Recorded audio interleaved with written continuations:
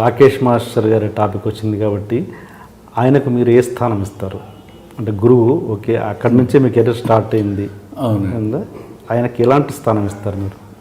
గురుస్థానం ఇస్తారు. ఈరోజు మీరు ఈ పొజిషన్లో ఉన్నారంటే కారణం ఆయనే అంటారా, లేకపోతే ఏంటి మీ వర్షన్ ఏంటి?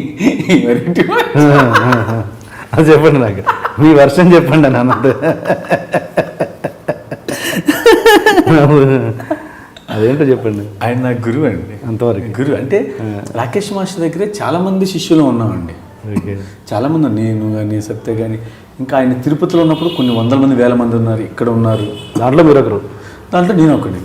నాకు డ్యాన్స్ నేర్పించారు, బాగా నేర్పించి మెలుకు అలా ఇలా డ్యాన్స్ నేర్చుకో, ఇలా చేయని ఆయన దగ్గర చేసి, ఆయన మామూలు కొన్నిసార్లు ఆయన షూటింగ్కి వెళ్ళి మేము ఇన్స్టిట్యూట్లో క్లాసులు చెప్పి అందరం కలిసి చేసి ఉన్నామండి. ఆ టైంలో ఫస్ట్లో మేము వచ్చినప్పుడు ఫీజు కట్టద్దని కూడా అన్నారు మమ్మల్ని. ఫీజు కట్టద్దు, నా దగ్గర ఉండమంటే మేము బయట ఉండేవాళ్ళం, వచ్చేసి మేము మాస్టర్ గారి దగ్గర ఉండే అందరం కలిసే ఉన్నామండి. అంటే అప్పటి నుంచి ఉన్నామని ఆ చిన్న ఇది ఉంటుందండి. కానీ మూవీస్ దగ్గరికి వస్తే ఎవరి కష్టం వాళ్ళదే అండి. కానీ ఆయన ఎప్పుడు అడిగినా ప్రియ శిష్యుడు ఎవరంటే శేఖర్ మాస్టర్ అంటారు. అంత కష్టపడ్డామండి మాస్టర్ గారి దగ్గర, నేను సత్య కానీ.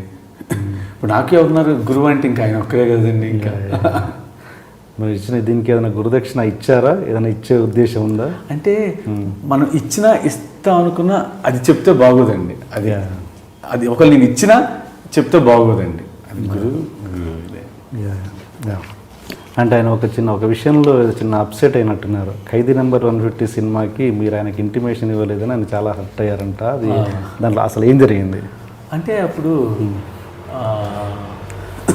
ఫస్ట్ నేను వెళ్ళేటప్పుడు సాంగు ఇక్కడ సెట్ సాంగ్ మీరు చేయాలి అన్నారు.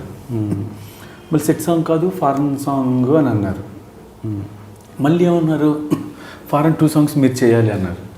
మళ్ళీ అంటే ఫారెన్ 2 సాంగ్స్ ఒక సాంగ్. అంటే ఈ సినిమా ఇండస్ట్రీ ఏంటంటే ఇప్పుడు ఏం మారిద్ది, ఎలా జరిగిద్దో తెలియదండి. అవును. అందుకే నేను ఏ సాంగ్ ఎవరికైనా చెప్తున్నా, నేను పలానా సాంగ్ చేస్తానని ఎవరికి చెప్పనండి. ఆ సాంగ్ అయిపోయిన తర్వాత సాంగ్ సెట్కి వెళ్తా కూడా, సెట్లోకి వెళ్ళిన తర్వాత కూడా చిన్న చిన్న డిస్టర్బెన్స్ వలన కూడా మళ్ళీ బ్యాకప్ అయ్యి వచ్చేసి మళ్ళీ ఆ సాంగ్ వేరే వాళ్ళు చేసినవి కూడా చాలా ఉన్నాయండి. అంటే నేను చేసేటప్పుడు అలా జరగలేదండి. నేను చేసే సాంగ్ మిగతా వాళ్ళు జరిగినాయి అలా చెప్తున్నానండి. అందుకని ఏమి జరుగుతుంది ఏంటో తెలియదు ఇండస్ట్రీలో. మనం వెళ్తున్నాం షూటింగ్కి అని ఏంటో తెలియదు. అందుకని అది ఏం కన్ఫర్మ్ అవ్వాలి. అప్పుడు సడన్గా ఫారెన్ అన్నారు. అప్పుడు ఫస్ట్ ఇంకొక మాస్టర్ చేస్తారు, సెకండ్ మీరు అన్నారు. ఏమో చూద్దాం. ఫస్ట్ ఆ మాస్టర్ వెళ్తున్నాడు, 2 సాంగ్స్ ఆ మాస్టర్ చేస్తాడేమో. కరెక్ట్. అని కన్ఫర్మ్ అయ్యి అంతా ఓకే అయితే అప్పుడు చెప్దాం అనుకున్నట్టు వెళ్ళి వచ్చిన తర్వాత చెప్పారు గురుగారికి. మాస్టర్ గారు కొంచెం ఫీల్ అయ్యారు. గురుగారు కదండి, ఏమన్నా మనం అర్థం చేసుకుంటే చాలు. ఇప్పుడు మీరు చెప్పిన రీజన్ డెఫినెట్గా జెన్యూన్ రీజన్. నేను ఎక్కడైనా నా ఫేస్బుక్ పేజీలో కూడా వేస్తానంటే నేను వద్దంటానండి. ఏది మీరు పలానా సినిమా చేస్తానంటే వద్దండి. నేను మామూలుగా చెప్తాను, నేను సాంగ్ చేసి వస్తా. సాంగ్ చేసి వచ్చినప్పుడు అప్పుడు మీరు వేయండి. సాంగ్కి వెళ్తున్నాను చేస్తానని మాత్రం వేయద్దు, వద్దు చేయొద్దంటే ఏదైనా చెప్పలేమండి. ఈ సినిమా ఇండస్ట్రీలో ఎన్నో మారుతూ ఉంటే, ఎన్నో చేస్తూ ఉంటే ఎందుకు అని అదొక్కటే. ఇప్పుడు మన కెరీర్లో మనం బిగినింగ్లో కొంతమందితో ట్రావెల్ చేస్తాం సార్. ట్రావెల్ చేస్తున్నప్పుడు అనుకోకుండా మీరు ఒకరు సక్సెస్ వస్తుంది, ఒకరు వెనకబడి ఉంటారు.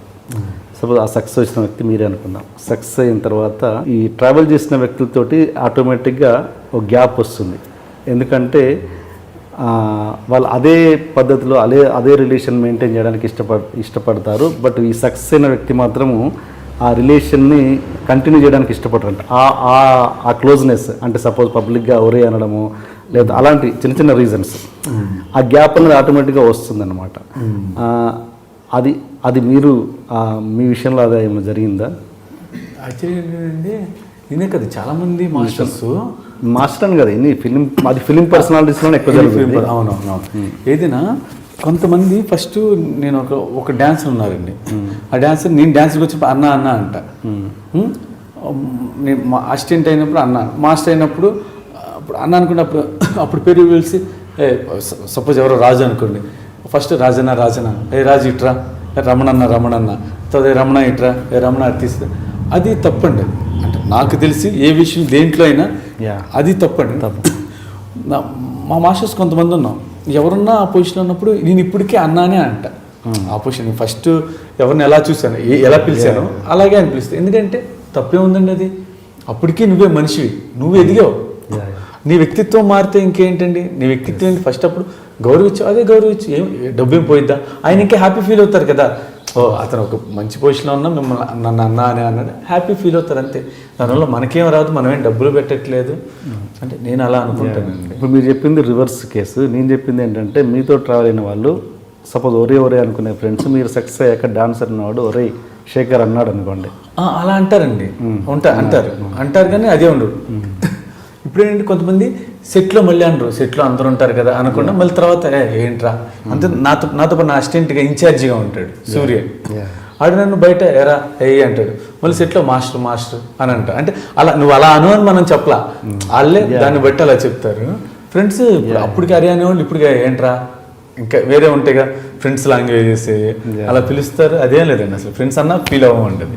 రాకేష్ మాస్టర్ విషయంలో మీకు ఎలాంటి డిఫరెన్స్ ఏం రాలేదు అలాంటి విషయంలో, ఆ యాంగిల్లో? అంటే ఆయన పబ్లిక్గా మిమ్మల్ని అనడము, పబ్లిక్గా మిమ్మల్ని అలాంటి పదాలు వాడడం, అలాంటి అప్పుడు మీరు హర్ట్ అవ్వడము. పబ్లిక్ అంటే మేము మామూలు ఒక 2-3 వ్యక్తులు ఉన్నప్పుడు రాకేష్ మాస్టర్ మిమ్మల్ని కొంచెం తక్కువ మాటలు మాట్లాడడం అలాంటి అప్పుడు అలాంటి గ్యాప్ ఏమన్నా వచ్చిందా మీ మధ్యలో? అలా లేదండి, ఎందుకంటే ఇప్పుడు ఎప్పటికీ అరే ఏంట్రా ఇట్రారా అని అప్పుడు అనే మాటలు ఇప్పుడు అంటే ఎవరి ప్రాబ్లం ఉండదు, అలాగే అంటారు ఆయన.